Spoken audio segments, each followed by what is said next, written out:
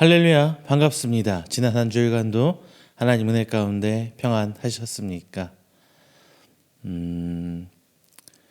오늘 본장에서는 이스라엘 사람들이 이제 가나안 땅에 들어가는 장면이 나옵니다.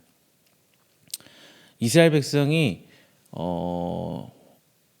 광야 생활을 끝내고 가나안 땅에 들어가서 전쟁도 하고 있고 정복 전쟁도 있었고요. 그러면서 이제 가나안에 원래 살던 그 원주민들, 이방 백성, 이방 민족들과 접촉을 하게 되는 거죠. 만나게 되는 거예요. 그러면서 교류도 하게 되고 어찌 됐든 살게 돼가고 있는 장면이 나옵니다. 그러면서 이제 그 전에 없었던 거를 가지게 돼요. 이전에는 뭐 따로 재물을 모을 수도 없었었고요. 땅을 가질 수도 없었었고요. 그리고 노예를 부린다던가 뭐 이런 것들을 할 수가 없었어요. 하지만 가나안 땅에 들어가면서부터 이스라엘은 이제 다른 민족들과 동일한 문화와 그 경제적인 요건을 갖춰 나가기 시작합니다. 그런데 하나님께서는 이것을 굉장히 경계하셨어요. 사사기 1장 27절부터 36절 말씀을 보면은 하나님께서 이스라엘 백성에게 가나안 땅에 들어가면서 원칙적으로 지켜야 할 것을 말씀해 주십니다. 그게 무엇이냐? 이민족들과 섞이지 말고 그 이민족들을 멸하고 그 문화까지 다 멸해버리고 그 땅에 자리 잡으라고 명령을 하셨거든요. 그런데 이스라엘 백성은 그러지 않았어요. 이제 내가 가질 수 있는 것을 바라보게 되고요. 그리고 내가 누릴 수 있는 것들을 소망하게 됩니다. 뭐 인간이라면 당연한 거죠. 저도 이제 사회적 경제적인 활동을 하고 있습니다. 일하는 목회자로서. 그러면서 경제적인 것들이 보이기 시작했어요. 예전에 교회에서 목회만 할 때는 좀 그런 것들이 보이지 않았고 좀 무감각했다고 해야 되나요? 좀 그런 게 좀 없었는데 경제 활동을 하고 사회생활을 하고 사람들과 만나고 하면서 이제 그런 쪽으로 조금씩 눈이 보이기 시작하더라고요. 이제 1년 한 6개월 정도 됐나요? 그러면서 이전과는 조금 다른 면모들이 보이게 되고 내가 누리고 싶은 것도 욕심도 생기고 이렇게 하고자 하면 어떻게 될까라는 생각도 머릿속에 한켠에 자리 잡기 시작하고 목회를 하면서 이전에는 생각지 않았던 부분들이 이제는 내 안에 자리 잡고 나도 같이 갈등하는 부분들이 생겨나더라고요. 이제 그러면서 좋은 면은 뭐냐? 여러분들 성도분들이 어떻게 살아가는지, 어떤 생각을 하고 살아가는지가 눈에 보이더라고요. 예전에 제가 어떤 목사님한테 이런 얘기를 했는데 그분은 저한테 이런 얘기를 하더라고요. 그런 생각하면 안 돼요. 그러면 성도들한테 단호하게 얘기할 수 없습니다. 물론 그 말도 맞다고 생각은 해요.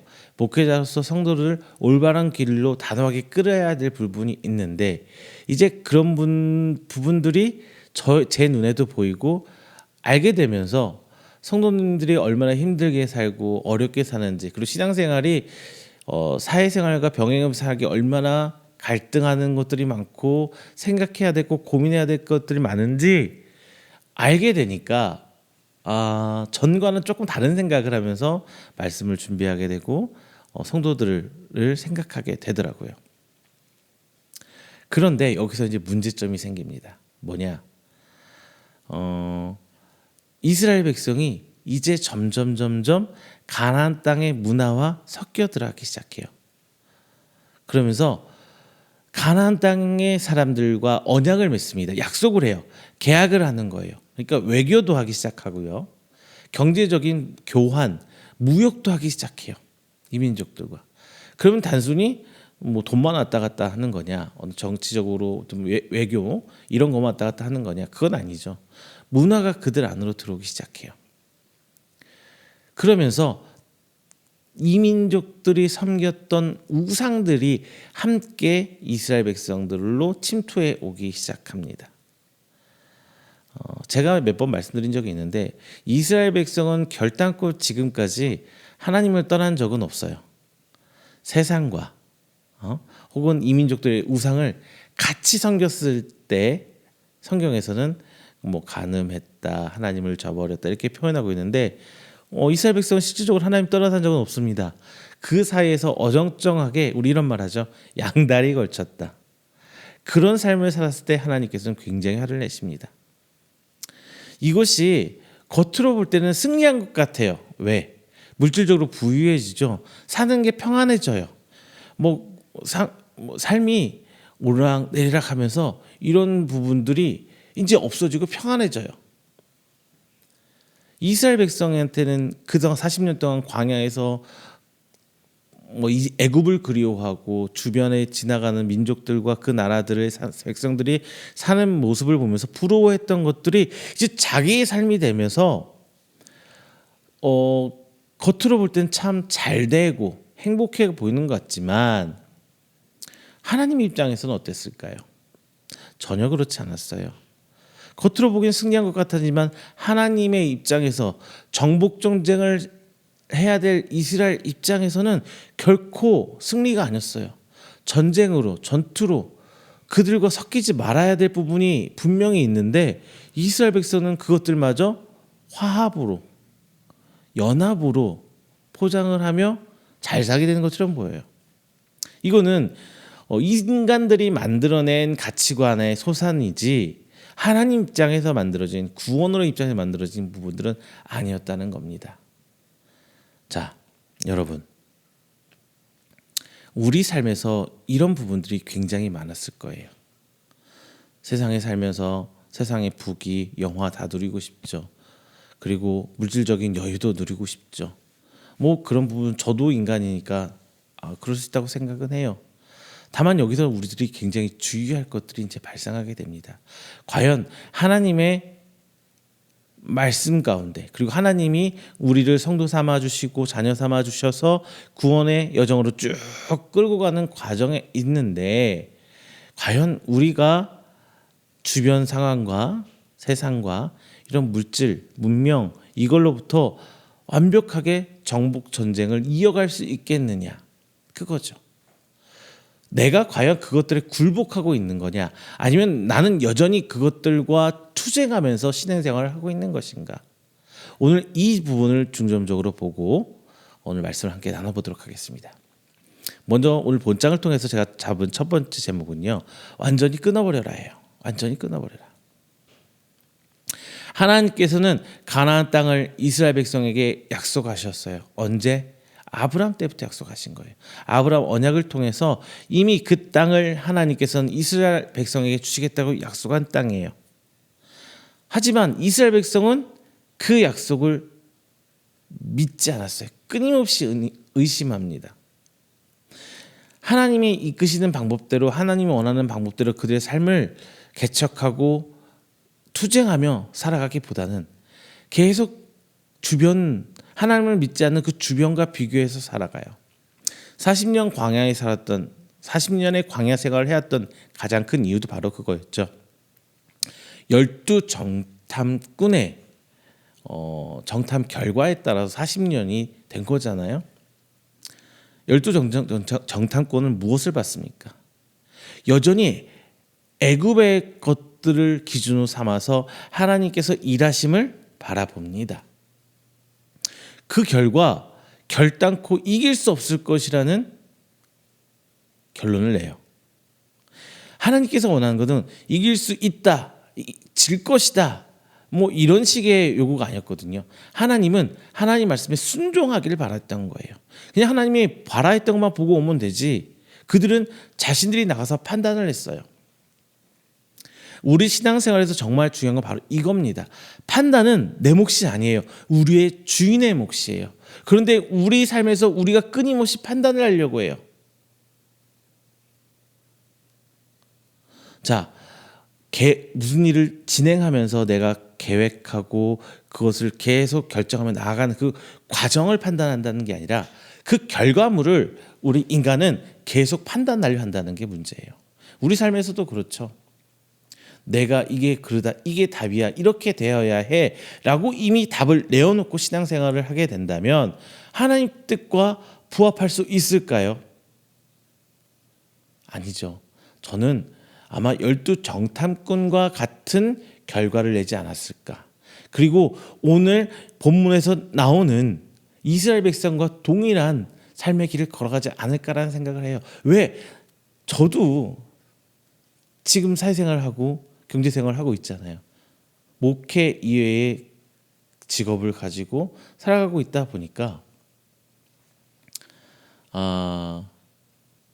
그런 유혹이 끊임없이 들어와요. 목사님 저도 그러는데 여러분들은 오죽하겠습니까, 성도들은? 자, 그런 삶의 갈등에 있을 때 우리는 어떻게 해야 됩니까? 판단은 일단 보류하세요. 판단은 결과에 대한 판단입니다. 그 진행하는 때 우리 끊임없이 뭐 해야 돼요? 결정을 해야 돼요. 이렇게 해야 될지 저렇게 해야 될지. 그 결정은 하나님 권한을 전적으로 우리에게 주셨어요. 이걸 뭐라고요? 자유의지라고 하는 거죠. 결정의 권한을 우리에게 주셨어요. 다만 하나님께서 주어진 과제를 이루어가는 과정에서 결정하는 거예요. 지난번에 말씀드렸던 여리고성에 공략하는 방법으로서 군사적인 방법을 할 수도 있고 어떤 전략적인 위치를 취할 수도 있고 외교적인 협상을 하면서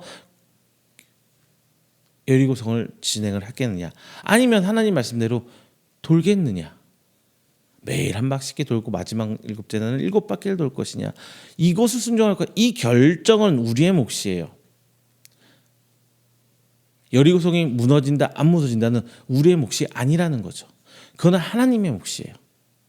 만약에 우리가 여리고성을 무너뜨린다라는 전제만 걸어버리면 여리고성 돌고 있는 백성들은 정말 무지한 거죠. 바보 같은 거죠.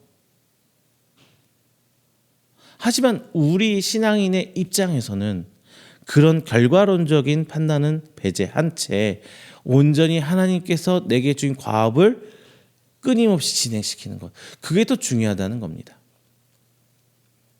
내가 잘 살게 됐느냐, 내가 좋은 집을 가지고 구하느냐, 좋은 차를 가지고 살고 있느냐, 내 자녀들이 잘 되느냐, 이런 결과론적인 것을 보지 마시고요. 이 모든 것들이 하나님의 구속사, 그 구원의 여정 가운데 합한 길로 내가 나아가고 있느냐, 그것을 보면서 나아가야 됩니다.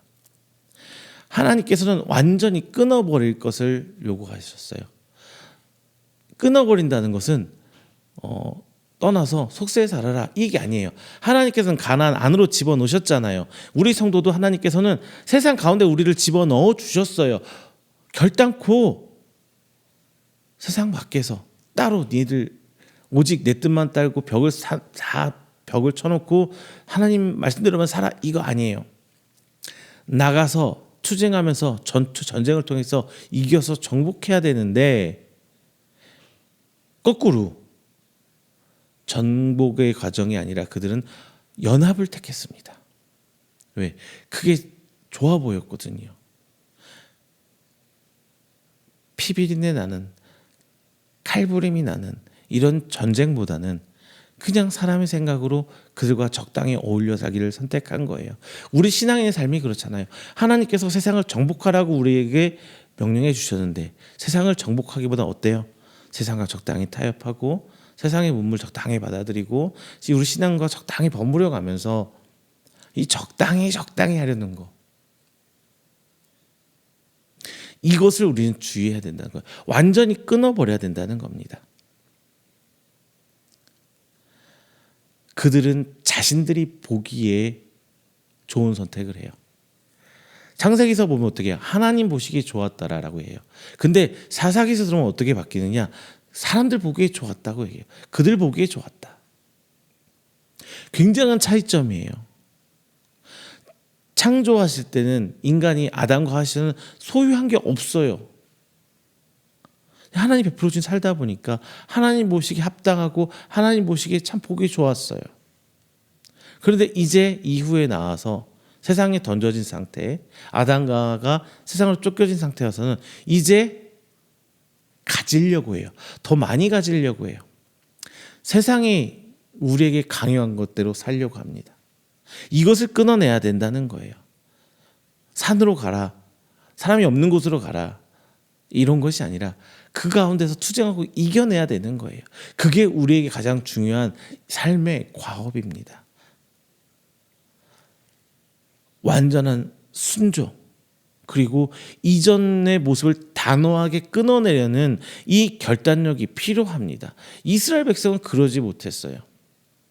이스라엘 백성이 광야에서 1세대의 애굽을 경험한 1세대는 다 죽고 이제 광야에서 태어난 2세대가 여호수아 갈렙을 제한 그 2세대들이 가나안 땅에서 정복을 한데도 불구하고 그들 눈에 보여 좋아 보이는 것을 추구하는 것, 성경에 나오죠.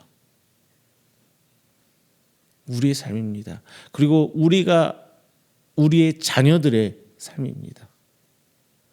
여러분, 아닌 건 아닌 거라고 칼같이 결단하는 여러분 되시길 주님의 이름으로 축원드립니다. 저라고 잘할 수 있는 거 아니에요. 이 결단하는 과정부터가 끊임없는 전쟁, 정복 전쟁의 시작이고 연속이에요. 이스라엘 백성이라고 갈등이 없었을까요?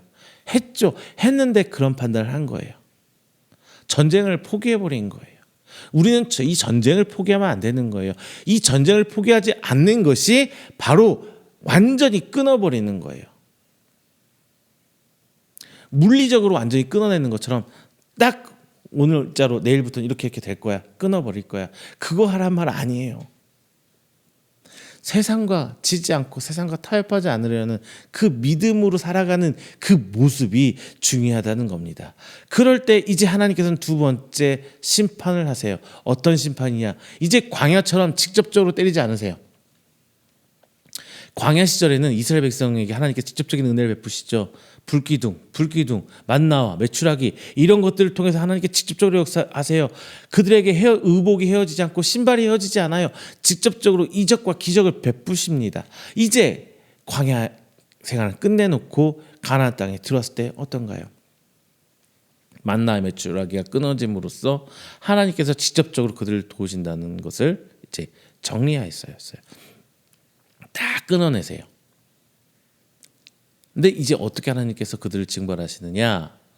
광야 시절에는 불뱀을 보낸다든가 직접적으로 하나님께서 징계하셨는데 이제 하나님의 언약을 진행시키지 않으세요. 어떤 식으로? 더 이상 가나안 사람들을 몰아내지 않으십니다. 이 당시에 이스라엘 민족에게 있어서 가나안 민족과 전쟁에서 쫓아내고 가나안 민족을 다 죽여낼 특별한 이유가 없었어요. 왜? 그들과 교역하고 연합을 하다 보니까 자신들도 부유해지는 거거든요. 잘 살게 돼요. 그러니까 그런 목적을 상실해버린 거예요. 그런데 이 가나안 민족들이 그 당시에부터 시작해서 지금 이스라엘 땅에까지, 지금도 이스라엘 전쟁 중이죠.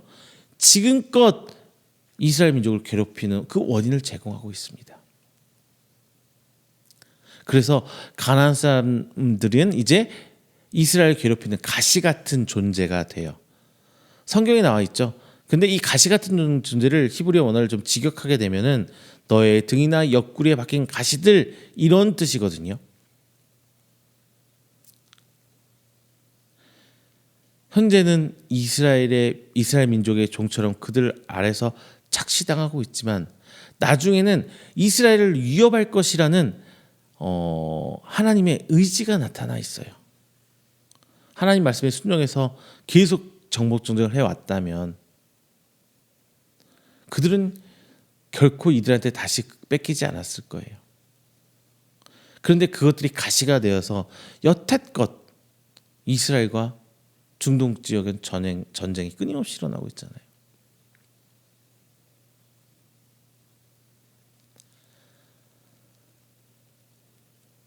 가나안 사람들의 종교가 선민이라고 자칭하는 이스라엘에게 올무가 됩니다.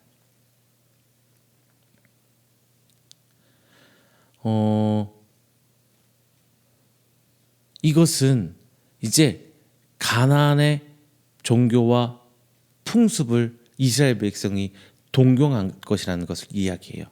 이미 동경은 시작됐어요. 언제부터? 애굽 때부터. 찬란한 문명을 보면서 이스라엘 백성은 애굽을 존경해요. 애굽 사람처럼 되고자 해요. 왜? 우리나라도 일제시대 때 우리가 분명히 일본보다 앞선 문화를 가지고 일본보다 긴 역사 아래 훌륭한 문화를 가지고 있었지만 전쟁의 총칼 앞에 일본에 딱 뒤집어졌을 때 일본 밑으로 들어가려고 하잖아요. 이스라엘 백성도 마찬가지예요. 이스라엘 백성도 가나안 땅 여전히 열두 정탐과 같은 생각을 하죠. 가나안 민족들은 그 땅에서 계속 문화를 발전시키고 확 성장해요. 민족이에요. 그런데 이스라엘 백성은 그 어떤 것도 없어요. 국가도 조직해 본 적이 없죠. 아직 국가의 모습 나타나지 않았잖아요. 국가도 없죠. 왕도 없죠. 딱히 뭐 군사력도 없습니다. 무기도 없습니다. 그런데 이스라엘 백성이 어떻게 가나안 땅과 정복하겠느냐? 온전한 하나님을 향한 믿음이 있지 않으면 진행시킬 수가 없어요.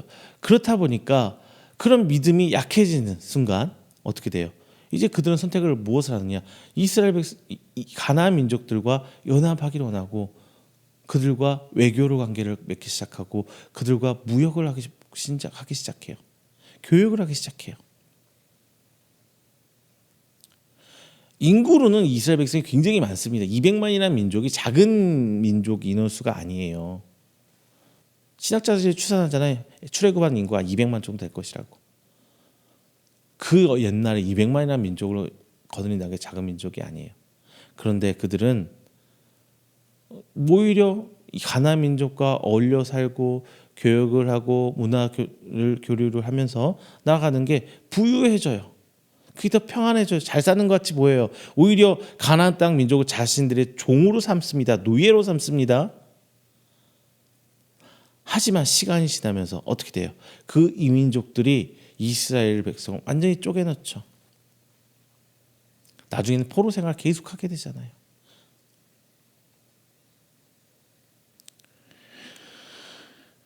가시로 이 민족을 만드는 하나님의 의지가 성경에 분명히 써 있습니다.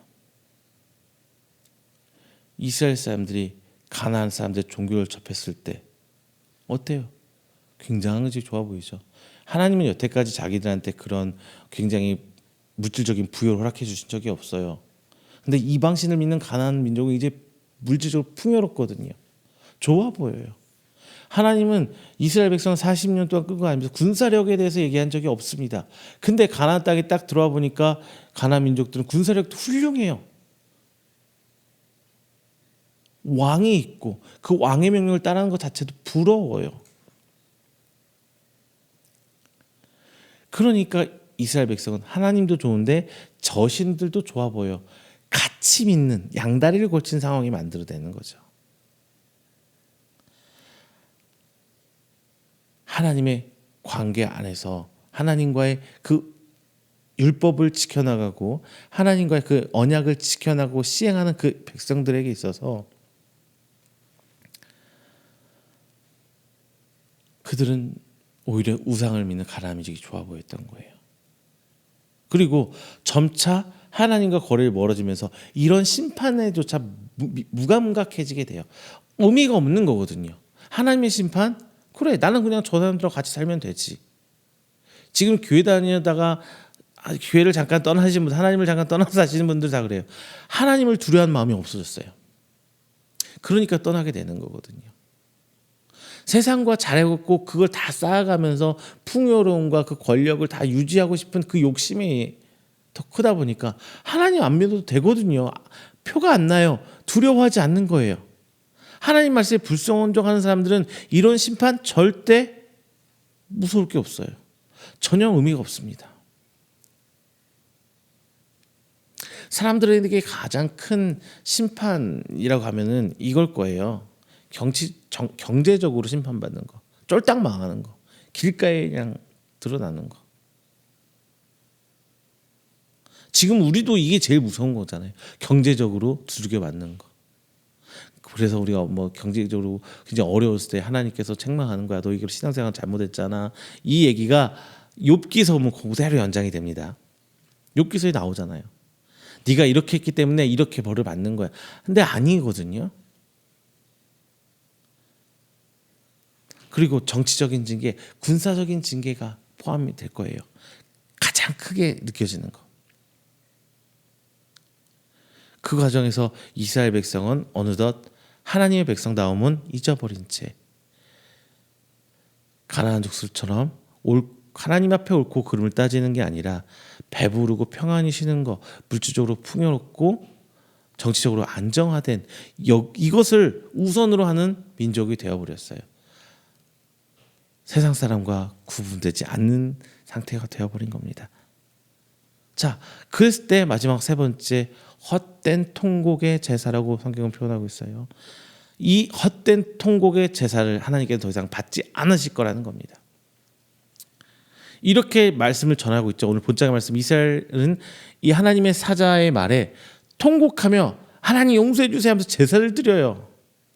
하지만 하나님께서 받으셨나요? 안 받으세요. 물론 그 이유는 분명히 성경에 기록되지는 않습니다. 하나님 안 받으신 이유, 회개하고 돌아오면 다 받아주신다면서요.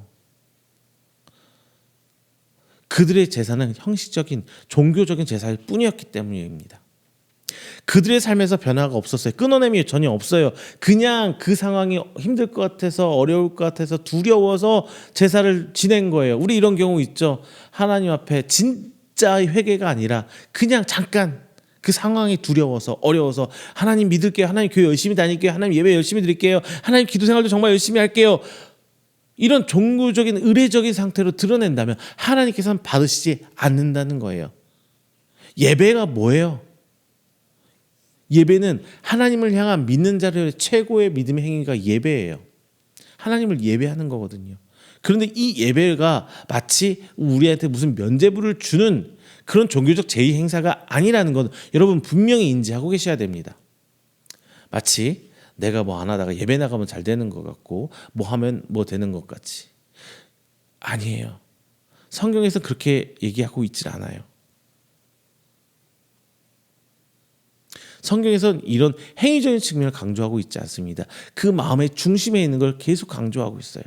하나님을 믿는 자로서 세상에 내 목숨에 칼이 오고 뭐 해서 어쩔 수 없는 상황에 와서 잠깐 되돌아갈 수 있지만 그 안에 믿음이 있다면 하나님께서는 오히려 그것을 존중해 주시고 사랑해 주시는 거예요. 경제적인 어려움 혹은 정치적인 이유, 어떤 물리적인 핍박과 압박으로 인해서 예배 한두 번 뭐 빠질 수 있고 못 드릴 수도 있어요. 하지만 그 현장에서 끊임없이 세상과 투쟁하려는 것을 놓지 않는다면 하나님은 그 믿음을 더 귀히 보실 겁니다. 반면에 내 심리적 안정감과 내가 하나님 회개했다는 어떤 종교적인 어떤 신앙적인 어떤 면죄부를 받기 위한 예배, 하나님께서는 기뻐 받으시지 않으십니다. 제가 정확히 이건 얘기할 수 있어요. 하나님께서 원하는 건 예배, 성경에서 따지면 오늘 성경대로 말씀하시면 제사가 아니에요. 하나님께서 원하신 것은 이 언약을 위한 이스라엘 백성의 철저한 회개와 언약을 지켜나가는 삶, 가난한 민족들과 투쟁하는 그 삶을 하나님께서 원하신 거예요. 세상과 구별된 삶을 하나님께서는 원하시는 거랍니다. 철저한 이 통곡의 회개와 순종을 향한 결단이 없다면 그냥 울며 불며 하는 그 이상도 이하도 아니에요. 통곡하는 기도 성경에 이스라엘 백성 무지 많이 나옵니다. 하지만 하나님께서 그 통곡하는 기도를 몇 번이나 받아주셨나요? 사사기서는 특별히 하나님께 눈 딱 감으세요. 오히려 며칠간의 핍박이 있었고 다시 회복되고 몇 년간의 핍박이 있고 다시 회복되고 뭐 8년간의 핍박이 있고 회복되고 40년간의 핍박이 있고 회복되고 그 주기만 길어져요. 핍박받는 주기가 오히려 길어져요. 하나님 앞에 이런 신세 타령은 의미 없습니다. 내가 회개했다면 내 삶이 변해야 돼요. 내 삶의 행동 양식이 변해야 되는 거예요. 내가 여전히 돈을 위해 살고 있습니까? 내가 여전히 나에 대한 만족을 향해 향하고 있습니까? 아니에요. 나를 만족시키기 위해 하나님이 존재하는 것도 아니고 내가 만족하기 위해 하나님을 믿는 것도 아니에요. 심리적 평안함, 만족감, 어떤 의지함, 이것 때문에 믿는 거 아니에요. 진짜 믿음은요, 내가 하나님께 선택받았기 때문에 믿는 거예요. 다른 이유 없어요. 내가 부자 되려고 복 받으려고 믿는 것도 아니고요. 내가 뭐 하려고 믿는 것도 아니에요. 천국 가려고 믿는 것도 아니에요. 하나님을 나를 선택해 주시니까 나는 나를 택하신 하나님을 믿다 보니까 부수적인 천국 백성이 따라오는 거예요. 그게 목적이 될 수는 없어요. 천국이라는 것도 목적이 될 수 없고요. 당연히 물질적인 풍요로움, 뭐 이런 정치적인 평안함, 또 환경적인 어떤 이런 것 때문에 믿음이 된다는 것은 존재할 수 없어요. 그거는 진짜 믿음이 아니기 때문입니다. 자, 여러분, 하나님 앞에 신세 타령하지 마시고요. 진짜 회개하세요. 진짜 회개는 내 삶이, 내 생각이 변화되기 시작합니다. 이러한 헛된 통곡의 제사가 아니라 진정한 하나님 앞에 회개하고 하나님의 앞에 나아가는 여러분 되시길 축원드립니다. 이 회개만이 여러분의 삶을 변화시킬 수 있고 여러분의 생각을 바꿀 수 있습니다. 말씀을 맺겠습니다. 우리는 하나님의 백성으로서 세상에 던져져서 살고 있어요. 하지만 세상 가운데 살고 있다고 해서 그들과 연합하고 교제하면서 그들의 삶에, 그들의 가치관에 우리 삶이 먹혀 들어가면 안 되는 거예요. 우리는 세상 가운데 세상을 정복하고 이기고 승리해야 되는 하나님의 백성입니다. 지금 내가 이겨서 어떤 결과론적으로 보여내는 것이 중요한 건 아니에요. 여기에 목숨 걸지 마세요. 지금 내 삶에서 뭐가 보여지냐, 이거에 목매지 마세요. 내가 어떤 상황이든 어떤 것이 있던 간에 끊임없이 세상을 향해 투쟁하고 있다면 여러분 승리자입니다. 하나님께서 그걸 원하시는 거고 그 투쟁이 존재할 때 세상과 끊어내 버렸다는 거예요. 그 투쟁이 존재할 때 결과적으로 내가 뭐 산속에서 혼자 사는 이런 완전한 끊어내면 하나님께서 얘기하시는 게 아니에요. 성경에서 얘기하는 게 아니라 그 전쟁을 계속하고 있다는 것, 그 투쟁이 끊임없이 이어지고 있다는 게 중요한 거예요. 하지만 우리는 그렇지 못하고 세상의 가치 기준이 우리 삶의 우상이 되어서 오히려 하나님의 심판을 받게 하는 올무가 되어 돌아옵니다. 그게 바로 가시라는 거거든요. 그리고 이 가시를 통해서 하나님 어떻게 하냐? 우리를 되돌아오게 만들어요. 회개하게끔 만들어요. 회개하게 시키기 위해서 우리한테 가시를 남겨놓으신 거거든요. 그리고 이 회개는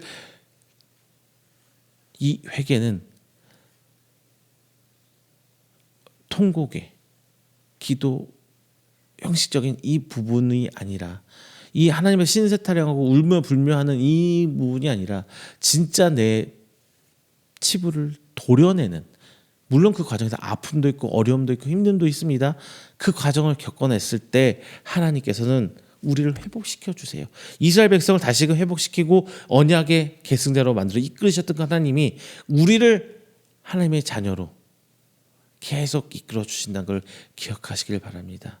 삶에서 하나님의 백성으로 모든 것을 끊어내고 하나님의 가치 판단에 순종하고 나아가는 여러분들, 그래서 하나님의 돌봄, 그 케어 안에 하나님의 붙드심을 체험하는 여러분 되시기를 주님의 이름으로 축원드립니다. 기도합니다.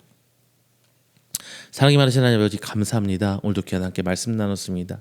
이스라엘 백성이 하나님의 그 연단 40년간의 광야의 연단을 통해서 가나안 땅에 들어갔건만 그들은 여전히 세상을 찾아갑니다.